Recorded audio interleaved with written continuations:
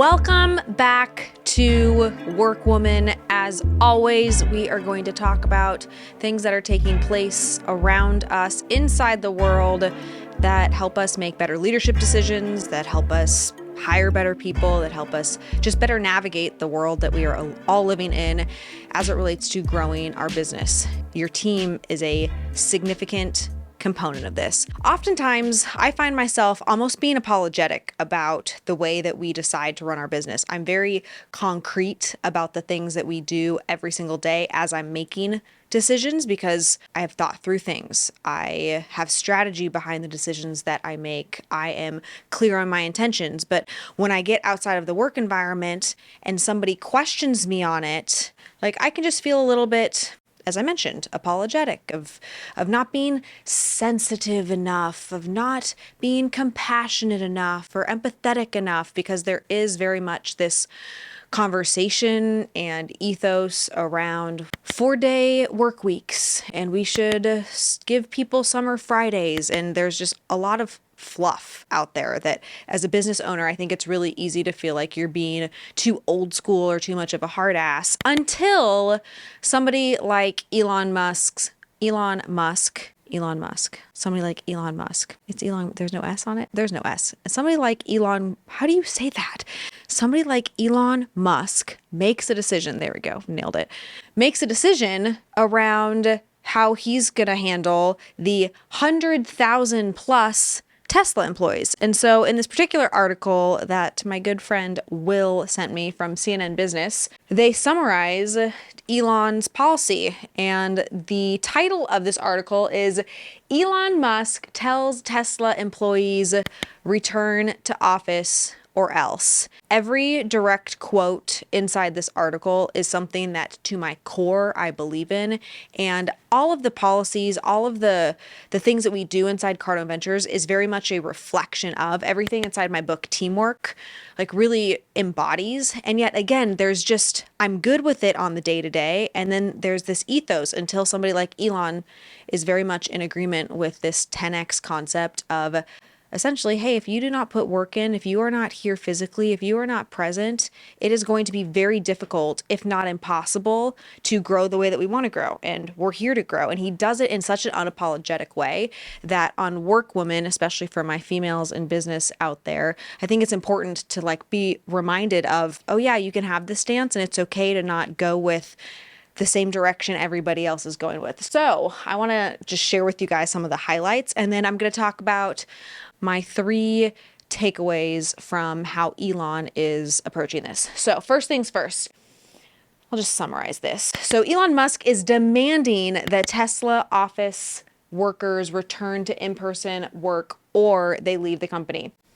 The policy was disclosed in this email, and the direct quote is, anyone who wishes to do remote work must be in office for a minimum, and then in quotes, it says, and I mean minimum, of 40 hours per week or depart Tesla. And then this is the fascinating thing that my inner 10X is just in such alignment with. He says, this is less than what we ask of factory workers. This is less than what we ask of factory workers. Put this in context. 40-hour work weeks. People still complain today. I know we have team members who are like, man, could we just work until 4:45 and maybe come in just a little later if we get the work done? And this idea of we're going to work less to be more efficient so that we can have this work-life balance thing is just never something that has made sense to me, because the people that I want in our organization are people who are like, I'm freaking in this thing because I see this opportunity. And Elon's style is very much in alignment with that. We expect factory workers, we expect people who at entry-level work to work in an office for 40 hours a week. And yet when somebody says, I want to be a manager, I want to be a leader, I'm a department head, I'm an executive, it becomes this cushy, almost oh, they deserve it, they've earned it. No, that's not really the case. That's not really true. In fact, at those levels, we talk about this in our business boot camp. It's you become country club rich and you are just kind of coasting and you're okay with putting in less hours than what you would expect of team members at doing entry level work. That's not the gig. That's not what we're going for. We're going after greatness. We're going after doing something big. We're going after making an impact. Obviously, Tesla is built on those core values. And so Elon has no problem demanding this of people. But again, I want to be clear that this is obviously very polarizing because there are so many people who are outraged that Elon would say something like this. And yet they shouldn't be, because it is in total alignment with changing the future and doing something that is innovative and different from everybody else. So to continue, and it's just like I heart Elon moments. He says, Musk wrote, adding that the office must be the employer's primary workplace where the other workers they regularly interact with are based, in quotes, not a remote branch office unrelated to the job duties. And then said that he would personally review, I would totally pull this. Musk said that he would personally review any request for exemption from the policy, but that for the most part, in quotes, if you don't show up, we will assume that you have resigned. It's like black or freaking white. If you want a request, it's not going through HR. It's not having this this cushy layer of management or bureaucracy. If you have a legitimate reason for why you need to work remote and there needs to be some sort of agreement that's taken place, come directly to me. We are under the understanding and in agreement that you're going to be coming and working in the office. I just love Elon. This is why I love Elon. Okay, there's more. But wait, there's more. Tesla, which had 100,000 workers worldwide at the start of the year, did not respond to a request for comment on the policy change. But he did confirm in a tweet of his own when asked on Twitter, hey, Elon, any additional comment? He replied, any additional comment to people who think coming into work is an antiquated concept? He replied, they should pretend to work somewhere else. Again, I'm inwardly that snarky, but the fact that Elon Musk on Twitter very publicly says that just, I think, gives every other business owner permission to have very clear views.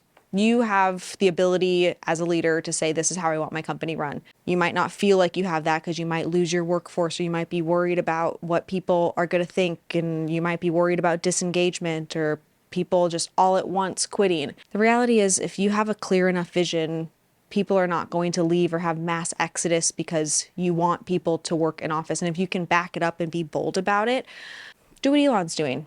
It's not like Tesla is going to be run to the ground because he's made this decision. You can tell he's clearly very passionate about it. Okay, as I wrap up what he's saying in this article, I love this.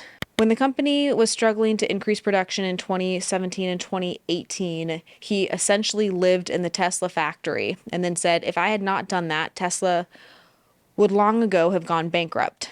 There are, of course, companies that don't require this, but when was the last time they shipped a great product? It's likely been a while. Again, I know I'm maybe sounding like a broken record at this point, but if you are really trying to do something spectacular and you're comparing yourself to people who aren't doing something spectacular, then you likely have the wrong comparison. And people have very strong opinions about this work from home thing. For the team members that we hired during quarantine, during this transition period, we allowed an option for them to continue to work from home for a certain period of time. And quite honestly, when we had everybody else come into the office, I'd have to look at the stats, but at least 80% of them transitioned out of the organization because everything else was being built in office. I think that it does put pressure on people for, if you're saying I'm not willing to come in, I'm not willing to go all in and put these hours in, and there are other priorities in my life. Again, there's no judgment for people who have other priorities in their life. But if they're telling you as a business owner, as a leader, I have other priorities and this isn't the main thing, but you as a business owner and leader are saying, this is the main thing for me, and people who are on this bus have to be all in on this bus. People who aren't are going to self-select out, and that is definitely very okay. Okay, he says Tesla has and will create and actually manufacture the most exciting and meaningful products of any company on earth. This will not happen by phoning it in. So fantastic. It will not happen by phoning it in. So my 3 lessons from Elon doing this. The 3 things that I learned. The first thing, you do not have to copy what your competitors are doing. You do not have to succumb to what you think everybody else should be or everybody else is doing as a way of making a decision that requires leadership. This is not a popular opinion for him to do this. This is not what people in his space are demanding of their workforce. And yet he's still coming out and making this very public statement. To me, this is a definition of his leadership style, and despite whether or not you agree or disagree with him, his ability to come out and do that is a reminder for you to go out and do the same things on the things that you do feel strongly on. Maybe it's not this work from home piece. Maybe it's something else inside your organization. Maybe it's the fact that people should show up on time to work as they work with you. Maybe that's like you're living and dying on that hill. Whatever it is in your environment, I believe this example is prime for you to step back on, for you to reflect back on and think, wow, okay, if he's willing to do that, what are these things that I feel very strongly on? In our organization, we have just non-negotiables, things that if you do these things, you're in. If you don't do these things, you're out. One of those things for us is Cardone University. Every single one of our team members, every day from Monday through Friday, has to train on Cardone University. It's part of being a part of our culture. If you are not willing to do this, that's okay. You just don't get the opportunity to work here anymore. It's very black and white. And the more of these types of things you have in the environment, the more strength you actually have in the perceived direction and viability from your team members. But if you're not willing to really draw a line in the sand and say, this is what's tolerated, this is what's not, you're going to be looked at as somebody that's a weak leader. And what I can assure you of is top talent, high performers, people who can really help you get to where you want to go. They want to be in an environment where there are yeses and there are nos, because if there aren't, being in a maybe land, being in, oh, it's okay if we don't hit our targets land, is not going to attract somebody who is destined, who feels called, who feels compelled to compete at something. If you don't care, why are they going to care? And if they care more than you care, they're certainly not going to stay with you. We like to call this the law of the lid, which is a John Maxwell law. It's in the 21 Irrefutable Laws of Leadership. So the second thing that I learned from Elon, I wrote it on my sticky note as always, people will stay if you have a vision. People will stay. It's not like everybody is just going to go away. They're going to magically vanish because they're so upset with the decision that you're making. Tesla will continue to thrive. Tesla will continue to be attracting and attacking the market opportunity, but most specifically, getting great new people in because of these types of decisions. Because it also forces team members in Elon's particular decision to say, how committed am I to creating and being a part of this next new future? If somebody has to ask themselves that question, they have to weigh what else is competing for that attention, for those priorities. When you're thinking with, oh, well, it's hanging out with my friends, or it's sleeping in so I don't have to drive into work, or it's, oh, I hate getting ready for work in the morning. I don't want to put on office clothes. I want to stay in my yoga pants, or, oh, I get to do laundry and answer the door for all of the bullshit stuff. If you're really thinking that small, if a team member on your organization is not really understanding and open to this idea that their entire life could change just based off of working with you because of where your organization is going, then yeah, they should go do those things. And they're not really willing and open to be thinking of, oh, what if the possibility could be that they're making enough money to pay somebody else to do those things for them? We're going to give all of that up just so that we can wear yoga pants instead of having to put on real office clothes. Like, it sounds trivial and silly, and yet these are the types of things that people are weighing as they are making this decision. And quite honestly, I don't want team members on my team who would use that as a legitimate enough excuse in their own head to not show up physically to get something done. Grant Cardone's number one rule of success, if you've ever listened to any of his content, first rule is show up. The second rule, show up. If you just keep showing up, things will happen. But it's when people stop showing up and you introvert yourself and you say that you're going to do something, but you don't do something, that's where failure happens. So if you're showing up to work every day and you're in it and you're part of the conversation, success will happen. And it's difficult to do that virtually. It's just the reality. Okay, last but not least, I really like this one. I wrote down WWED, which stands for What Would Elon Do? Now, I started this by saying sometimes I feel insecure or even apologetic about the way that I feel about how to create a strong culture.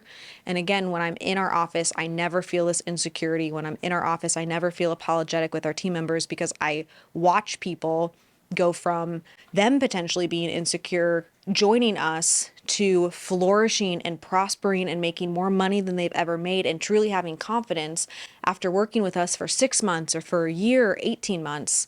And so I have this confidence there, but again, it's like these like outside voices that every once in a while I'm like, well, maybe we're doing this wrong. And then I have to snap back. So in my snap back moments, I'm going to be asking myself, what would Elon do? Would Elon feel apologetic about making this statement? No, he actually would likely promote it. So there's a combo there. It's like, what would Elon do, but what would Grant do? Because both of them would probably agree on this.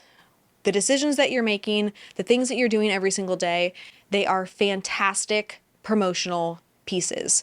So when you don't quite feel like you have the courage, when you don't feel like you have the guts to do something, the first question you should ask is, what would Elon do or what would Grant do? And then once you've asked yourself that question, ideally you go do that thing. And then you follow up with step number 2, which should be, hey, I'm going to promote that I did this thing because I believe in this thing and I had thought put into this thing and I'm all in on this thing. So people should know this, and it might be controversial, but that's okay because I'm all in and committed to the direction that I'm taking. That, my friends, is true leadership.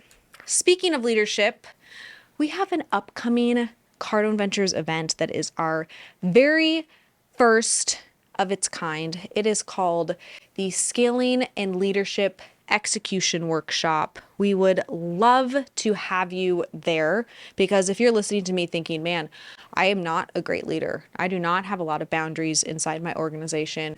I am timid and kind of let people just decide to do what they want. My culture has been made by default and not design. This is the perfect workshop for you to attend because we're going to help you assess what your weaknesses are and then give you the tools to actually be able to improve those things so you can come back and start becoming a better leader for yourself, because you have to lead you first, but then ultimately become a better leader for your team so that it grows. So you can go to cardoneventures.com/leadership.